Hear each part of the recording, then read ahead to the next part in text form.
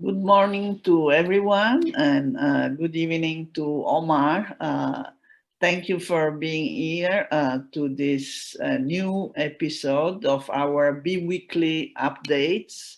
As you know, unfortunately, many things are happening in these world and the attention for Myanmar is somewhat declined, but I think it's still very important to keep it up, and this is why we continue to do this effort to try to see and understand what is happening in Myanmar. My name is Sciortino. I am the director of SEA Junction, and SEA Junction is a cultural venue in Bangkok that focuses on Southeast Asia, all kinds of issues related to Southeast Asia. And of course, Myanmar is not only important for the people of Myanmar, but also very much for all kinds of democratic movements in the region in Southeast Asia. Is clearly an example for many other people who are striving for similar principles. We are very happy and proud to have again Khin Ohmar, a leading activist and woman, also woman peace and woman activist. And we will hear from her what is happening in these 7 months since the coup, or the attempted coup, as she always stresses. Please, Omar. Thank you so much, Leah. Thanks to SEA Junction for keep organizing this, having me in this series of like bi-weekly updating, and thanks to all of you for joining. I know some of you have been joining perhaps on kind of like every session that we're having. So I just want to, again, like Leah said, it's a lot of troubles in the world, and just to be able to share with you and keep updating you on what's happening in our country, Burma, Myanmar itself is already having this platform that I really appreciated. So for today, I have actually prepared a PowerPoint, but just really the photos of people that I just want to bring the people's faces to you as I will be sharing the updates on what is happening on the ground. So let me actually start with that, start sharing the screen. Can you see the screen now? Yes. Okay, but also let me just, could you hold on 1 second? Let me just, sorry. Let me turn on my video first. Okay. Now, so now you can see, right? Yes, we can. Okay. Well, thanks again for joining us today. So as Leah said, now the time has 7 months have passed since this military has attempted the coup, and I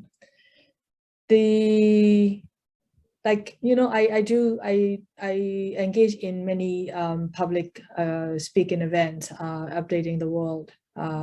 Those who are following on Myanmar, just to update everybody, like I'm doing to you now, and I speak to different audience, in different platforms, and every time, as every day pass, and I have to keep telling the people about the numbers, which I feel quite I feel quite hardened by keep coming up with the numbers being increased.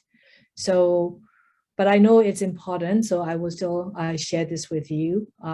So up until yesterday, September 2nd, 1,043, at least 1,043 people have been killed.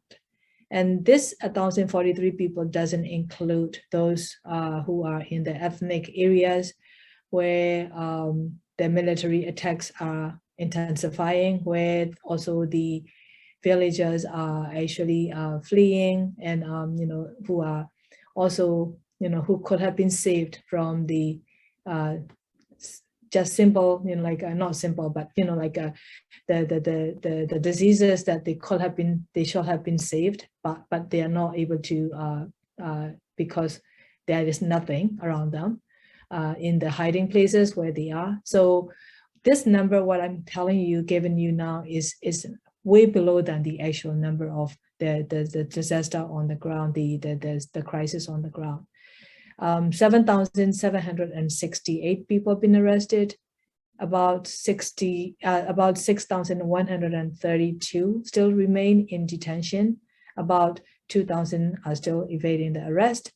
The manhunt, it's not stopping. It just keeps carrying on. So that's where how the military also become totally desperate. I shared with you in the last two weeks when I gave you the last update about the number of family members who are being abducted and held hostage, and even some are being sentenced to imprisonment because of their fathers or sons, or grandchildren or mothers who are evading the arrest. So just to bring you a few faces here. So this is a family where the father is the local protest leader as he was evading the arrest. Then they came to arrest the whole family, these two 4-year-old girl, 17-year-old girl, and the mother. And you see the young little girl here, the 4-year-old girl. She really wanted to hold the photo of Aung San Suu Kyi, and she called her Grandma Suu. And she was detained for 2 weeks along with her mom and sister, 17 years old. And now mother and her mother and sister are now sentenced to 3 years imprisonment, while she was released after 2 weeks in detention. Now I just want to bring another face also. This youth activist, he was first evading the arrest. His mother was beaten up, dragged in by the authorities, and then arrested. And later, in 3 weeks' time after she was arrested, she was sentenced to prison for 3 years. But just recently, he is also arrested in July.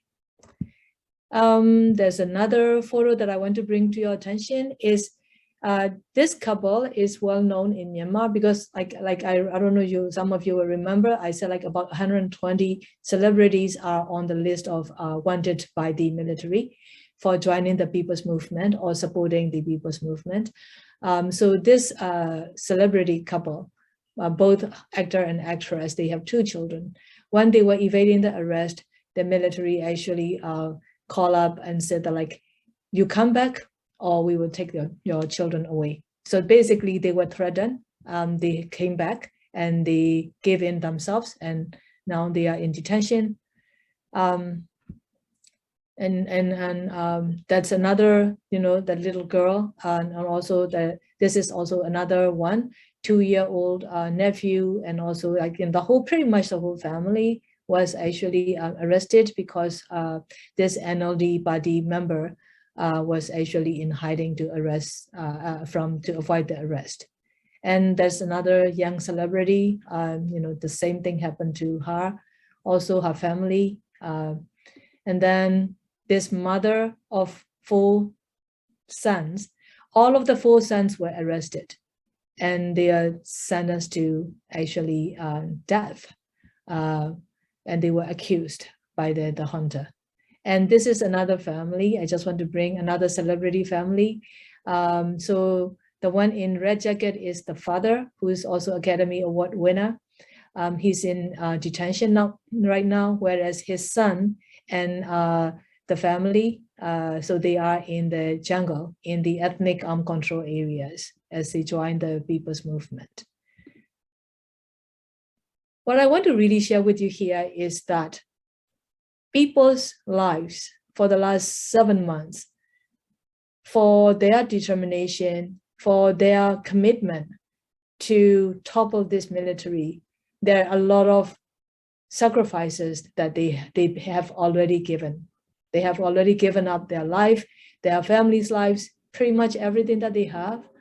The families are separated. and some even lost, because of they were arrested and tortured and tortured to death, or like, they also lost some families to the COVID, for example. But what is also, that is another big component of the current movement, the growing movement, is that the young people in particular, many of them are actually, they are joining the armed resistance revolution. And this is a big component of the larger Spring Revolution.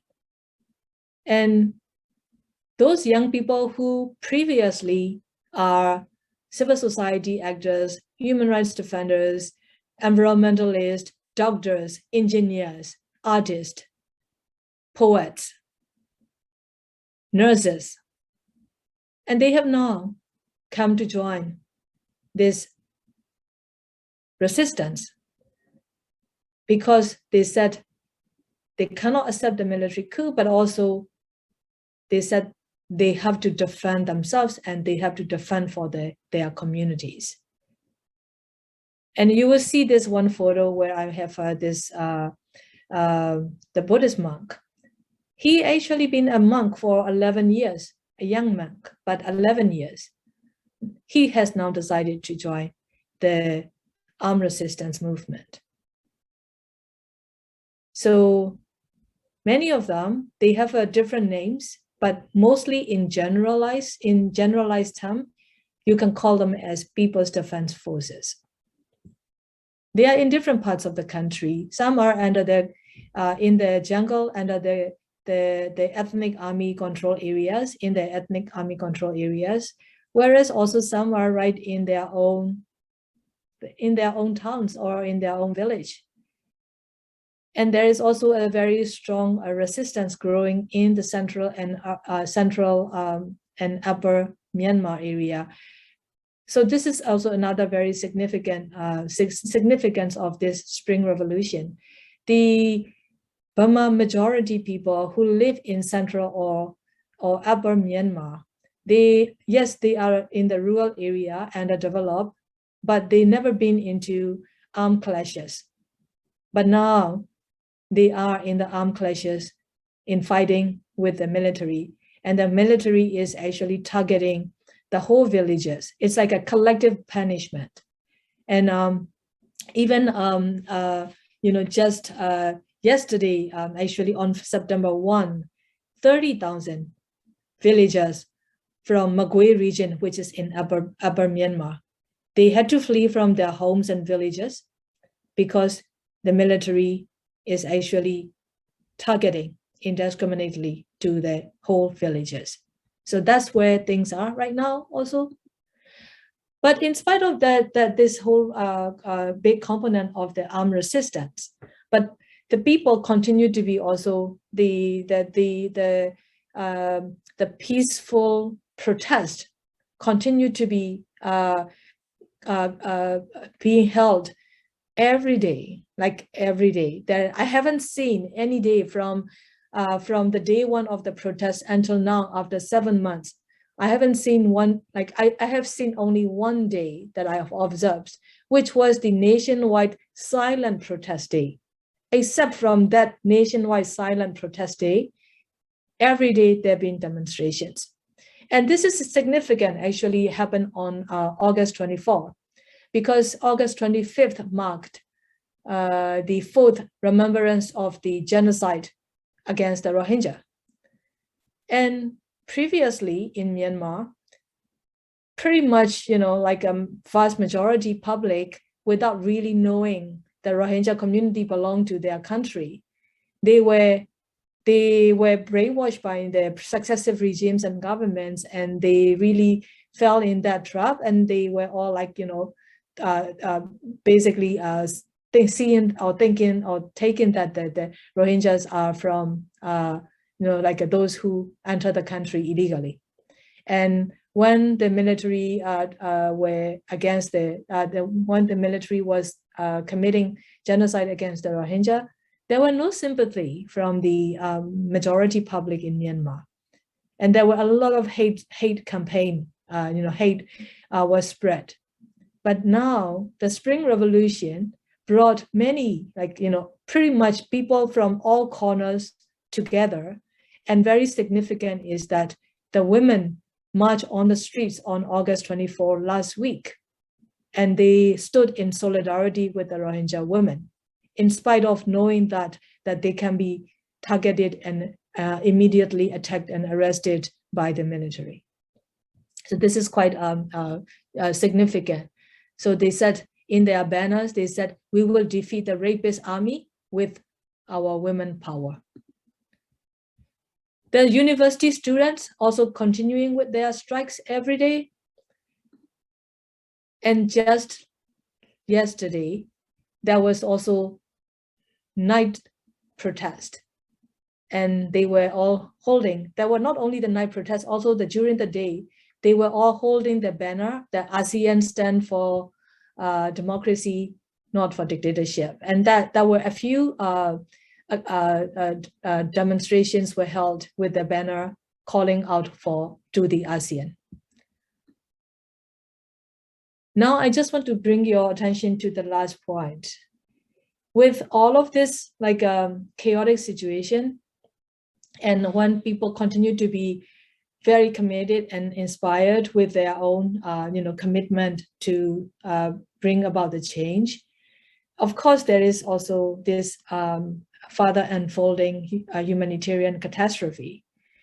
And that also links to the military intensifying attacks, particularly into the ethnic areas. As we're speaking now, for example, in the Karen area, there is a whole new fresh round of attacks are happening.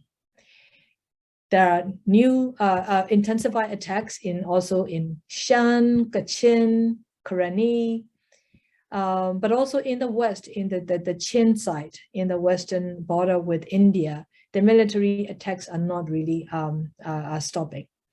So approximately 250,000 IDPs. This is the new number, in addition to the previous number that was already on the ground before the military attempted coup. So the humanitarian need is really immense. The COVID-19 third wave somehow in the cities like in Yangon, it seems a little bit quiet down over the last week. But what we don't know is how much have been spread in the other areas beyond the cities, because the different Delta variant has been found, according to the military control ministry, Ministry of Health. But there are the health system is completely broke, basically. So you don't really know exactly how it's hard to monitor. So we don't know how spread and but now in the ethnic areas, they are trying to prevent, also combat, but also stop the spread. But the challenge is that the military is before they were intensifying their attacks, they were already coming into some of the ethnic areas, basically destroying the local preventive measures already. So it's very challenging, and also in some of the areas, the military is actually already practicing the punishment and discrimination. Basically, those who are seen as supportive to the people's movement are not on the list, to be receiving the vaccine, for example. So there are a lot of things like that happening, and also monsoon rain and flood, and so that is all leading to a food scarcity, and it's really quite challenging. So I'm just bringing you the phases of the most very high risk, highly vulnerable population from the Karen, Kachin, and Karenni in these pictures. So just to wrap up of my this round of update, of course, we can get into more discussion with your questions after this. But I think that what is really important from the people continue to be keeping up with their ultimate call is reject the military and recognize the national unity government. As we already are now in September, on September 14th, UN General Assembly is holding their 76th session, and they will have to be addressing the issue of the Myanmar representative to the United Nations. So for the people of Myanmar, it is very clear the National Unity Government is their government, and they want the world to recognize, and while they want the world to reject the military. That's going to be quite challenging also because, as you can already imagine and see how the world is reacting, the continuing, the international community, the governments in particular, continue to be very slow in responding to the Myanmar crisis, while, recently they put ASEAN at the front line to actually respond to the Myanmar crisis, which again, we already passed 3 months 4 months actually. We passed 4 months since the ASEAN adopted this five-point consensus, and we can see that the military, in spite of that, they were given the role to be making a part of the decision making of the 5 points against the will of the people. Still, this military is not honoring. They are not honoring these 5-point consensus. The first point of the consensus is to cease all the violence, and you can see that this military is, there is no sign of this military stopping the violence. I just want to come with this last slide. You can see the farmers, the farmers in their field. They have actually, this is their way of showing their desire for the National Unity Government as their government, and they are saying that we must win. So with that, I will stop my update here. And thanks to all of these people who had the incredible photos that I just uploaded here to share with you, which I hope that they will be they will be fine for me doing that. But thanks to those who have taken those photos too. Yeah, that would be all, Leah, from my end. I will be open for the question and answer and discussion. Thank you.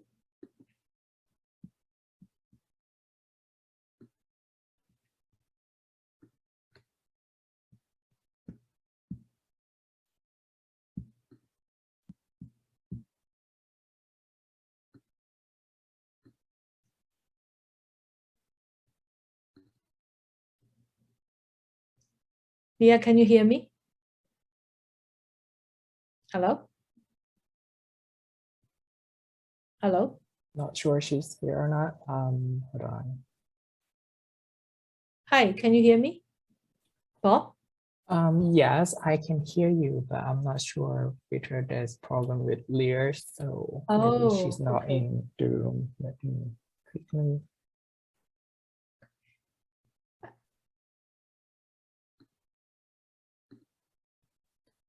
So anyway, we got already the questions. Okay. Maybe I can read it before Leah enter. Yeah. So we got the question from Kim Atkinson. He asked whether there are any foreign government dual food program or any NGO contributing food aid to alleviate the scarcity. So as we talk, as usual, we have the question about humanitarian aid, and this time is more particular on food. So maybe you can answer that. Sure. Well, the humanitarian organizations are actually they are all trying, both the local and international, and also among the local community. There are a lot of self-reliance and self-help programs and initiatives are also happening. For the international communities, it's challenging for them is because they need the permission from the junta, from the military junta. I think that's still continue to be a challenge. So that's also that's also the reason that from Myanmar civil society organizations and local humanitarian community that we are calling for for example, like cross-border aid. Cross-border aid is a must. It's really important. If the aid need, like this is the only way for the most vulnerable population to be able to have access to. But of course, there are other areas, like I was telling you about those villages that are being under the attack currently in the upper Myanmar areas, for example. They are not close to the border. They are not close to the border region. So even though if we can do the cross-border, they will have a very hard time, to get those assistance to them. The major challenge is because the junta is blocking the aid. They are destroying the aid. That's the problem. So not only that, they are not giving the international community to have access to, they are also destroying the local community's efforts at the same time. So yeah, it's quite challenging. So there's been a lot of discussion on how we can tackle this. So our proposal to the international humanitarian community has been to work in equal partnership with the local humanitarian organizations and civil society organizations, local charity and networks, because they are the one on the ground. They have the access, they are from the community, they have the trust from the communities, and they know how to do things, basically. But the international community will be able to put the confidence in the local actors, for this matter, which we are calling on them to make their policies and regulations to be flexible, while collaborating with the local communities, including with this, for example, there is a COVID-19 task force jointly formed by the National Unity Government and also the ethnic health organizations. And this kind of like a leading body is the body that, is a combination of those medical workers who are a part of the Spring Revolution from the central areas, together with the ethnic health organizations who have been doing this humanitarian aid delivery cross-border for a long time, in their work for like at least 2 decades time. So this combination, a task force, has the capacity, and I think it's just for the donor community and international aid community to really put the trust in the local capacity. That's where we really need to see happen. And now the ASEAN is also trying now, and the special envoy, I think, just if you look at from different media reports, it's very clear the humanitarian aid will be his priority agenda in his role. But again, we are sending the same message also to the special envoy. First is that the Myanmar crisis at the multiple fronts, it's not possible for ASEAN to act alone, to respond alone, whether humanitarian or political.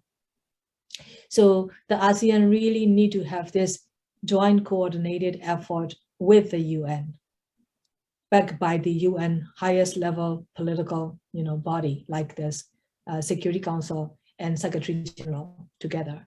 And that's the way that they will be able to do the work effectively for the aid to reach to the most people that they intend to send for the people who are really in need to be able to get. But otherwise, if they don't actually find alternative means and ways to bypass this military, the aid will not reach to the people. That's the bottom line that we are, we know that is for sure. So that's something that we are talking, and we hope that our calls and our calls and messages are received for the for UN Special Envoy, the UN or the ASEAN Special Envoy in their own execution of their mandate. Yeah. Okay, we have a few more questions. I should say that since the last episode, when someone start to undermine the discussion with all kind of comments, we only the host can now read the question. So this is why you no longer see the, normally we would have more transparent way. So Lisa, hi Lisa. So Lisa is asking about the Apology Day on 26th of August. It seems that there at the time there were most participants were women and young people, Gen Z people. Any thought on this? I suppose it's about the missing age group, the one and the gender who were not at the event. If you have any thought on this, then again, related to what you were saying before, on ensuring that the aid can reach the people through civil society organization or local organization already working in that area. Is anything that can be done, an action that can be done at the international level to put pressure on the military as well as the UN and ASEAN to ensure that this is going to happen? A third question is there any communication at the moment between ASEAN and civil society groups from within Myanmar or even from the national unity government with ASEAN, or ASEAN is acting on its own? Oh, thank you. Okay, so let me just, since I was talking about the aid, let me start with the question number 2 on aid. I think what we really need is for these policymakers, the international policymakers, to really understand the ground reality. That is something that, of course, we've been doing, but they need to hear from all sides. From all sides mean from those of you who also know what is happening in Myanmar. And many of you have connection to the people of Myanmar on the ground. So we need your help to amplify the voices from the ground. Like I said, the local capacity is there. The communities, seriously, in the last 6 months, people are helping out themselves. People are caring for each other by themselves, and that resilience and capacity there is something that needs to be recognized. But we have this situation where the international actors sometimes they are kind of strict with their own rules and policies. Like, for example, one issue that I've been really discussing around is this whole issue of the aid neutrality and aid impartiality. That is nothing, like I said last time, that is nothing neutral in working with this junta. But there are also the question is for the international donor and aid community is to think will they be willing to work with the local community for the people that they want to support, or will they actually work with the military where the people have zero trust that their mission can be jeopardized for multiple multiple risks are posed. One is lack of trust from the local community. Second is that they have no control over what the military will do before or after they leave their humanitarian missions. So I think the real practicality on the ground is something they'll have to.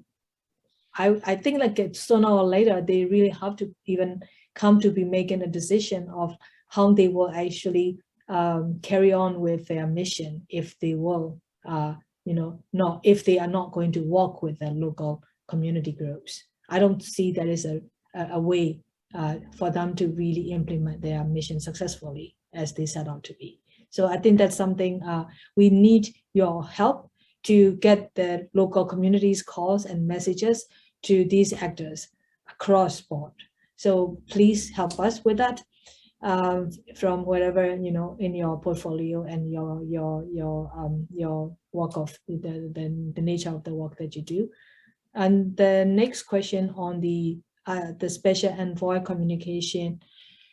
This is again another call that we are making to the special envoy, is to engage and consult with all parties, all stakeholders, starting from the national unity government, ethnic armed organizations, civil society groups, and also, there is like a inclusive political platform that people are coming together called the National Unity Consultative Council, which is the sort of like a most inclusive political body that is actually bringing everybody from the movement together. So the UN, the ASEAN Special Envoy needs to talk to all of them. Like, there is a lot of sensitivity on the ground, of course, but if he doesn't talk to all of these stakeholders, I mean, the point is ASEAN, the people lacks the confidence in the ASEAN, there's a real serious loss of trust. The ASEAN Special Envoy will have to prove to gain the trust from the people if he wants to take those steps in his mandate for the, either for the political mediation or for the humanitarian delivery. So without talking to the national unity government, without talking to the civil society, he won't be able to do the work. I mean, that's absolutely guaranteed for sure. So we have been proposing him. We hope that he will do so. So not yet. Not yet. But also the call that we have made is to really open the communication channel to the public, the Myanmar people, also transparently, because sometimes you see how the ASEAN politics is. They want to keep things quiet in the box, right, behind the scene. Well, the reality is, in the normal time, maybe ASEAN way of doing things in politics may work, but in current context, in particular in Myanmar, with this military who stands accused of genocide, crimes against humanity, and war crime. These are the international criminals, war criminals. So whoever deal with this particular entity will have to be very transparent, absolutely transparent to the Myanmar people. Otherwise, there's no way that they will gain the trust from the people of Myanmar. So I think that's a very key point. We hope that the special envoy will actually take it seriously. Yeah, I know you have the first question, which I kind of forget now. Oh, so, the women. Yeah. Yeah, the apology day was mainly women and Jane. Right. I'm not so sure, but I know what I know for sure is that the women's protest were not only by the women. It is actually by both men, young men and young women in particular, I would say. Those who are from the general strike committees, they have come together, whereas the women are taken up with this they're picking up this sexual violence and rape because of also they know that there are fellow women who are detained are also subjected to this sexual violence. So I think they probably, if you notice, I'm not so sure you notice it, but right now the people's ongoing protest every day, they have a different theme that they are picking up. So this is not like a ad hoc and random. It is a well thought, well discussed, formulated messages that they are theme or messages or the issues that they are picking up. So this particular for the Rohingya women, it is a sister to sister kind of theme that they have come together. Saying that, I see the young men are also taken up, and there is an online social media online campaign. This National Apology Day was in fact initiated by the young men, and also joined and participated by the young men. So I keep, if you notice it, I keep using the young.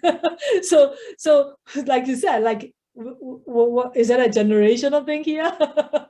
I would say probably yes. Because I keep noticing that you know, I cannot deny seeing the previous generations are not, both men and women. I don't see them much taken to the front row, you know, like sharing their sympathy and solidarity with the Rohingya people. Not much. I mean, it's not like there is nobody there, but compared to those young people who are like you know, speaking out on the social media, you know, like speaking in the webinars, going out to the streets, compared to them, I would say the previous generation still seem to be reluctant to be joining the young generation on this particular solidarity for the Rohingya people. Yeah.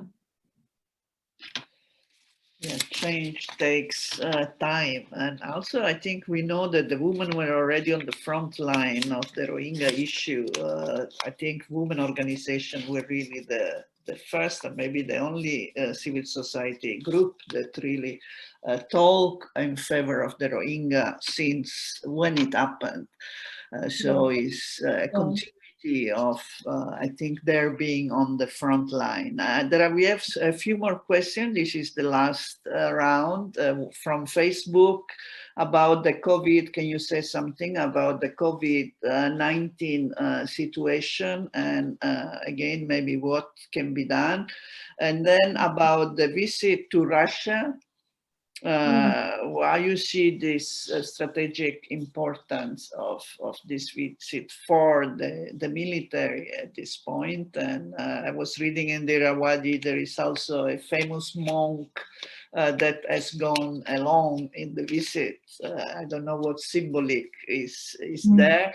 And then the last question, what groups are the ones who are to lose if the military lose this, like you say, this coup doesn't become a real coup forever? What groups would be losing? Meaning, which group are supporting the military at this point? I mean, among the people of Myanmar, because of their own interest or because of ideology? So I can start with the last one first. So basically, the question is, who's losing, or like who's supporting the military? Lose and therefore support the military.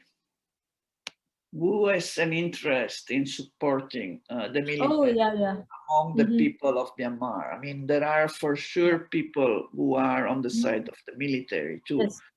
Who are those? So it's not really like a black and white as a groups thing, I would say, because within the military, for now, about 2,000 Burmese soldiers with the like a position go up to like captain level, maybe. I think captain, yeah. So about 2,000 have defected, joining the People's Movement. And I know also about, I don't know, maybe 3,000 or something, the police have joined the civil disobedience movement. So as we passed, you know, from like a February, March, April, I mean, if you really look at the number, even though it is not like a drastically jumping, like, you know, skyrocketing right away, but you see like the numbers like started to increase, and the National Unity Government also, and also some of the local people defense forces are calling out and welcoming those from the military side to come and join them, and it's just like, you know, knowing of this military and how things are, we can see that they are actually now more and more weaker, and they are more desperate, basically. And also because there are more joining, even like a couple of days ago, and that was a case of like 20 soldiers just, you know, gone disappear with their arms, for example. So that also, this is the first time you see the largest crack publicly seen with these defectors joining the people's movement. And so that is something that is important to take a note. And also we don't know exactly, like, you know, whether the highest level or the higher level positions will join or not, but that also depends on, you know, like on what is there as a stake for them, because those who actually join, who left, who just, you know, who defected, it is a death sentence for them. So the higher up in the position are even much, you know, more to lose. Also, not because they will be facing the death penalty, but also the way how the Myanmar military built, you know, by the positions is like they built their own clique within by giving the incentives to each other, and that's how they get into the club. So they're not going to step on each other's back, because they know once they do, it pretty much like, you know, if someone do it, the other one to do to the other. So it's sort of like, you know, they're caught in this together. So that's why I don't think the higher level will easily join the people's movement. But saying that, it doesn't mean that there are people that I really think there are those who want to actually leave the military, but they are not able to leave for whatever the different reasons, including the economic interest. So who really are the backbone of this military is their top clique, but also the business cronies that they have given incentives and given the privilege for a long time. So it's sort of like this military conglomerates empire together. So I think that's they are the one who really, in fact, they are the one who are also were the key players, you know, for this military coup, because they know National League for Democracy winning another vast majority in the election, they know that, you know, there will be more lose. They will lose more if they allow the NLD take the power and run for another 5 years. So I think that's very clear that they have this business interest, you know, on the natural resources of the country, particularly from the ethnic areas. So they don't want to let go of any of these economic wealth, economic advantages, the opportunities. So that's a major thing, I would say. And then there is also, like, you know, they have a civilian wing, the military has, which are a part of the whole gang, but they don't get the much incentive or they don't benefit as much as the top ones does. But they are more or less also brainwashed in this Buddhist Burma thinking, like, you know, they are the one, they are the Buddhist, they are the majority Burma, and they are the one to protect the country by not allowing the others, like, you know, Muslim community or the Christian community, to be in the equal share of this, you know, like this country. So that's another major component of the population who kind of follow the military because they get into this Buddhist supremacy kind of thinking, nationalist ideology. So that's another one. Yeah. Next question on the Russia. Yes, I mean, you can see that Russia has come to be much closer, but then does Russia really have any particular interest? I think it's I mean, apart from like selling the arms, I mean, unlike China, it's not their geographic and geopolitical interest. There is no geopolitical interest from Russia's side, but I mean, the way how the Myanmar military always play the game is they will see who will cover for them, who will protect them also in the international, international front line. And there is a possibility now, because they know that their legitimacy is, they don't have the legitimacy from the international community, not from the people within the domestic sphere.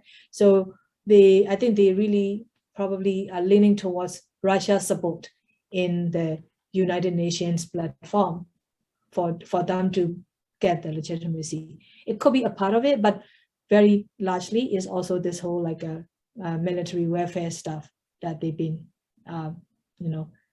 selling to Myanmar. So that could be another reason. Yeah, but I forgot the other questions. COVID-19. COVID. Like I said, the COVID.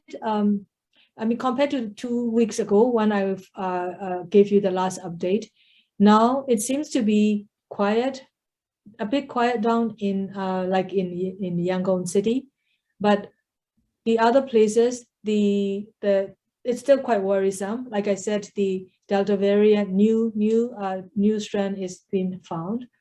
Now many international actors are also like, this is what everybody wants to address. But I think right now, I mean, there are vaccines coming, but not really, like covering enough, and also not in the good system either, because the health systems collapse. So the way how it is being handled now is the military is also handling in their own way and try to also discriminate and also punish, and also using COVID as a weaponizing the COVID, using the COVID to be like benefiting them in their ongoing attack against the people. So they keep using, for example, like, searching for the medical doctors, medical workers who are a part of the people's movement. They want to arrest these doctors. So then, they actually targeting, using the COVID as a cover to lure the medical doctors to arrest them, for example. So things like that continue. So the medical workers and the civil society charity groups, they can't really do the work that they can be contributing, like they were contributing great in the great deed last year in the first and second wave, but now they can't do it because they are targeted by the military.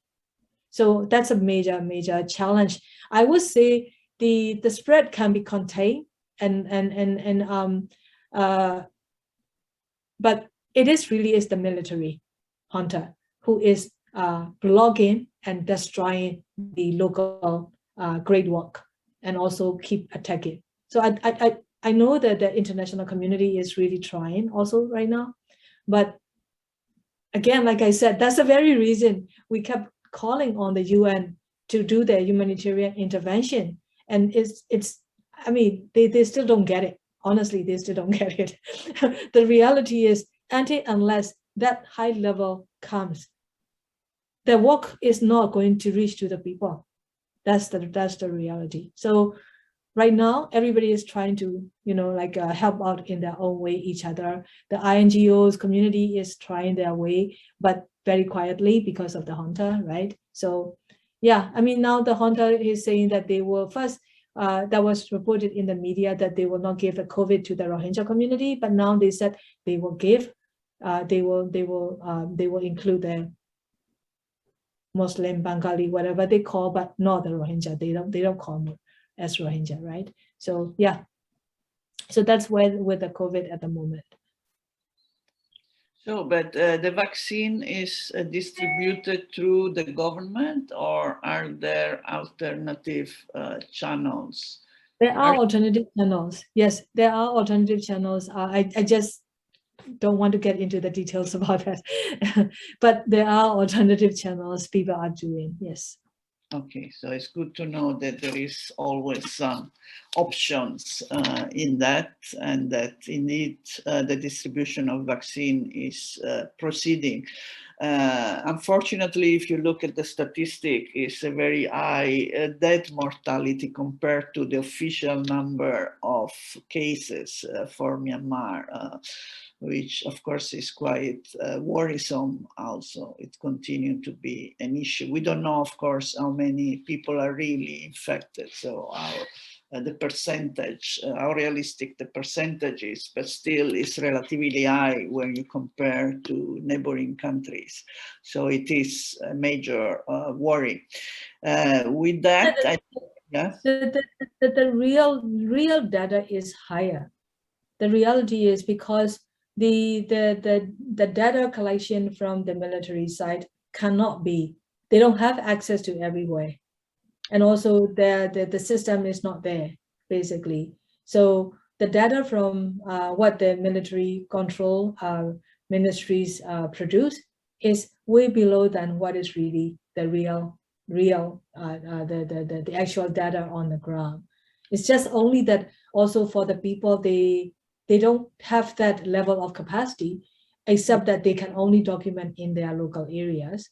So it's I think it's another challenging. That's why I think like for the international community, without having that proper, like accurate data, also their response will be very will be kind of insufficient to address it as it is needed on the ground. Yeah. So indeed, it's very important for all of us to try to send this message out from wherever position we may be in, that indeed is key for the international community to work with the people on the ground who really know what they're doing and they have the trust of the population. I think this is the main message that is coming out today from this update.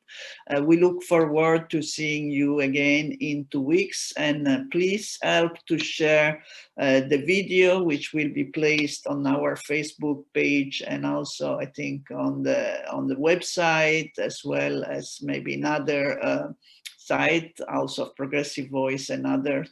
Please help share it to your own network and community so that we try to get more attention in a period which indeed Myanmar is a little bit in the shadow. Thank you very much, Omar, for being with us. And again, we look forward to the next update in 2 weeks' time. Bye-bye. See you all. Bye. Thank you all.